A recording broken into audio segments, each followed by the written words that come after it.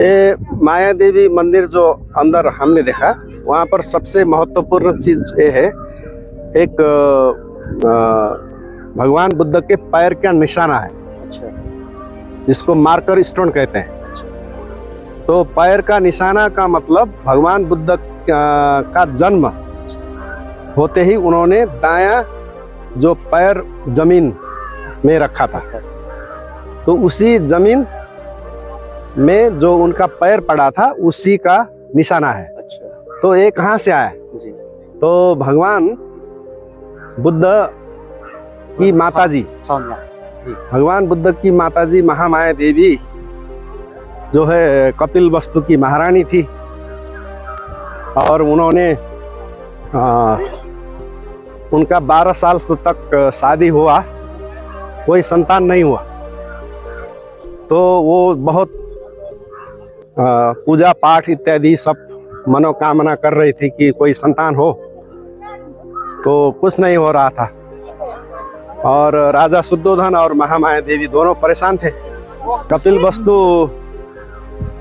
देश के सभी लोग परेशान थे कि हम उसी समय में शादी हुआ 12 साल के बाद एक रात को राजमाता महारानी को स्वप्न हुआ। तो स्वप्न कैसा हुआ कि वो जो पलंग में सो रही थी, तो उस समय एक सफेद हाथी अपने सूंड में एक कमल का फूल लेके, उस हाथी ने महारानी को 3 बार परिक्रमा किया, और वो हाथी उनका पेट अंदर चला गया। एक सपना वो हुआ। तो दूसरा सपना क्या हुआ कि स्वर्ग की परी अप्सरा आके जो जिस पलंग में वो सो रही थी, उस पलंग को महारानी समेत उसको वो उड़ा के ले गई। कहाँ ले गई? महान सरोवर झील है ना हिमाल पर्वत में, जहाँ कैलाश पर्वत भी है।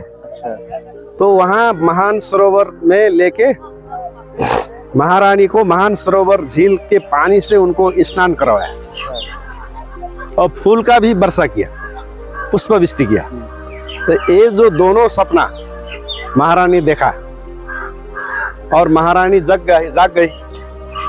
जागने के बाद राजा शुद्धोधन को महारानी ने कहा कि मैंने ऐसा 2 सपना देखा।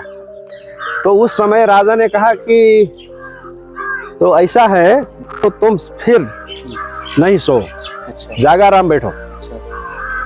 क्योंकि अच्छा जो सपना होता है, अगर आदमी फिर सो गया और फिर दूसरा सपना जो देखा है, तो वो सपना मतलब बेकार हो जाए। ठीक है। तो उसके बाद महारानी भी नहीं सोई और राजा भी नहीं सोए, और सुबह 108 ब्राह्मण को बुलाया जो ज्योतिष देखते हैं। तो उन्होंने कहा कि महारानी गर्भवती हो गई, और महारानी के गर्भ में ऐसा लक्षण, बहुत जबरदस्त लक्षण का कोई बालक जन्म लेगा। तो इस प्रकार से जो है महारानी जो इस प्रकार से गर्भवती हुई, और 10 महीने तक उन्होंने गर्भ को देखभाल किया, और 10 महीने का गर्भ लेके महारानी वहां से रवाना हुई उस बच्चे को जन्म देने के लिए अपने माई के घर देवदहा जाने के लिए। 10 महीने हो गए। हाँ, जो भी बुद्ध बनता है वो बालक 10 महीना गर्भ में बिताता है। अच्छा। हाँ, 9 महीना भी नहीं, 11 महीना भी नहीं, 11 महीना भी नहीं, 10 महीने, 10 कंप्लीट होना जरूरी। तो उसी बालक को जन्म देने के लिए कपिल वस्तु से वो महारानी राजकीय पूरा सम्मान के साथ वहां से आई। और लुम्बिनी उस समय एक जबरदस्त बगीचा था। अच्छा। जिसको महारानी के पिताजी ने बनाया था। देवदहा का राजा अंजन। हाँ, देवदहा का राजा अंजन जो महामाया देवी के पिताजी, उन्होंने अपनी महारानी रुक्मिणी देवी के नाम पे इस बगीचा बनाया था, महामाया देवी के माताजी। तो वो यहाँ इस बगीचे में आई और इसका आनंद जो है, बहुत सुंदर बगीचा था, यहाँ पर कुछ समय बिताए। और गर्म के महीना, बैसाख पूर्णिमा तो गर्म में होता है ना, तो उसी आराम करने के लिए यहाँ आई लुम्बिनी बगीचे में। तो अकस्मात उनको प्रसूति व्यथा हो गया। तो उसी समय तो जो महामाया देवी आराम किया हुआ जो जगह ये यही है, तो उस समय जो प्रसूति व्यथा उनको लगा, तो उन्होंने सोचा कि भाई इस बच्चे को जन्म कहाँ करना है। तो अभी जो हम माया देवी मंदिर के अंदर गए थे, वहाँ पर एक शिला है, एक पत्थर है, भगवान बुद्ध के पैर का निशाना, जिसको मार्कर स्टोन कहते हैं। तो वहाँ पर था एक साल का पेड़। तो महारानी ने वो साल का पेड़ यहाँ से देखा, उतना बहुत ऊंचाई का पेड़ भी नहीं था, बहुत ऊंचाई का पेड़ भी नहीं था, बहुत छोटा भी नहीं था, ठीक एक मध्य ऊंचाई था, उसका साइज मध्य था। तो उन्होंने सोचा कि इस पेड़ का शाखा जो है मैं पकड़ सकती हूँ, तो इसलिए जो है मेरा बच्चा का जन्म देना आसान हो जाएगा। तो इसीलिए वो महारानी यहाँ से 35 कदम चली थी, 35 कदम उत्तर पूर्व, यहाँ से 35 कदम उत्तर पूर्व में वो पड़ता है। तो वहाँ जाके उन्होंने वो साल पेड़ का शाखा पकड़ा, तो भगवान बुद्ध का जन्म दिया। उस पे चमत्कार क्या हुआ, जिस पेड़ का शाखा वो पकड़ना चाहती थी पहले, दायां हाथ ऐसा ऊपर लिया, तो उस समय क्या हुआ चमत्कार, वो पेड़ का शाखा अपने आप को नीचे आ गया, ऐसा झुक गया। तो झुका हुआ पेड़ का शाखा उन्होंने पकड़ा। तो इसका मतलब क्या है कि अभी जो पैदा होने जा रहा आदमी कोई साधारण आदमी नहीं, वो एक आध्यात्म शक्ति का प्रतीक होगा भविष्य में। जो पैदा होगा वो आध्यात्म शक्ति का प्रतीक होगा, आध्यात्म शक्ति उसको प्राप्त होगा भविष्य में। वो आध्यात्म शक्ति वो आदमी सारा विश्व में प्रचार करेगा, फैलाएगा। तो इसीलिए जो है इस अवस्था में मैं क्या कहना मतलब पसंद करता हूँ, इस संसार में 3 प्रकार की शक्ति है।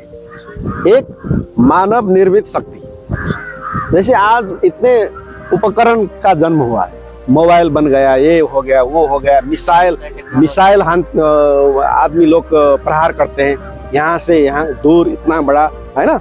तो ये भी तो शक्ति है ना, ये तो मानव ने बनाया।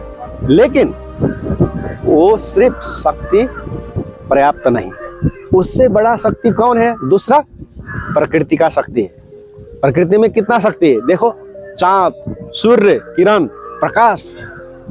कोई मान लीजिए कि 8 सेकेंड भूकंप आ गया, क्या होगा? बिल्कुल सब अस्त व्यस्त हो जाएगा। हाँ, अगर 1 साल 2 साल पानी नहीं पड़ा तो क्या होगा है? तो जो है इस प्रकृति के अंदर इतना बड़ा शक्ति है। इसीलिए पहले लोग के पास कोई धर्म नहीं था, वो प्रकृति पूजक थे। क्यों प्रकृति को पूजा करते थे? उनको पता था कि प्रकृति बहुत भयानक है, प्रकृति बहुत पावरफुल है, शक्ति संपन्न है, तो इसी को पूजा करना चाहिए। तो इसीलिए जो है दूसरा जो शक्ति है ये प्रकृति का शक्ति है। और तीसरा जो निर्णायक जो शक्ति है इस संसार में, उससे बड़ा कोई शक्ति नहीं, वो है आध्यात्म शक्ति। आध्यात्म शक्ति से बड़ा कोई शक्ति नहीं है। तो उस शक्ति के आगे ये प्रकृति शक्ति भी झुकती है। जो साल का पेड़ का शाखा झुकाना, वो प्रकृति का शक्ति झुका हुआ हम समझते हैं। प्रकृति का शक्ति झुका है, कोई एक पेड़ सिर्फ नहीं झुका है। बुद्ध के शक्ति के आगे वो झुका। हाँ, तो उसी झुका हुआ साल पेड़ का शाखा पकड़ के महामाया देवी ने बुद्ध भगवान का जन्म दिया। तो उसी स्थान जो है माया देवी मंदिर के अंदर है, उसी को देख के हम बाहर आ गए।